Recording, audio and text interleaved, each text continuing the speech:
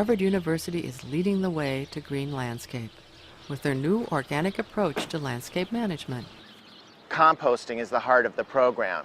So what we're in essence doing is mimicking nature. We're taking that material that's coming out of the landscape, we're then composting it and then putting it back in the proper places. This is one of the dining halls at Harvard where we serve over 900 meals a day. One of the high points here is that we compost all of our pre- and post-consumer waste.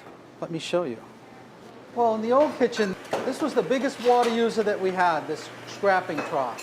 Now, the food gets ground up and brought in a slurry out to an extractor point where it's deodorized and most of the liquid's extracted from the waste. 80% of that water comes back through the system. So we're saving water and we have the waste ready for composting. We're composting all of our organic waste, which we're diverting 400 tons of organic waste from going to off-campus composting facilities, and we compost it in-house, and we utilize these products into our program, it's really exciting. At the center of this program is the use of compost tea, a liquid solution made by steeping compost in water. What is really important is to have a brewmaster, and we have Kieran Klein here, who is the Harvard brewmaster.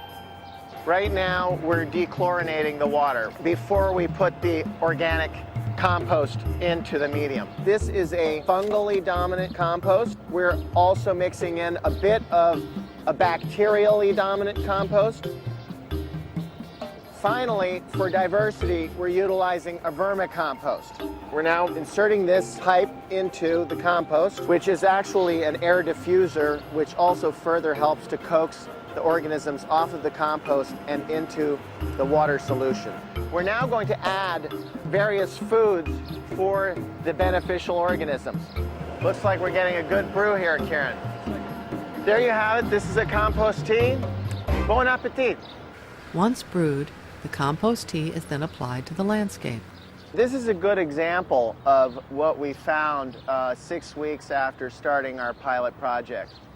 It would have been a core sample from the test plot. We have 6 to 8 inches of root growth, and at this point would have not received any fertilizer, just compost teas. This is our control, which would have received, the standard high nitrogen fertilizer applications. So simply by encouraging the natural nutrient cycling systems, we've been able to get considerable beneficial landscape results. But we're just a stepping stone. What we're looking for are the young kids who are working here on a lot of this research. Perhaps we've provided a little pedestal which they can step up and take this a lot further. We need to really get people behind this, and it's all in the education aspect of it.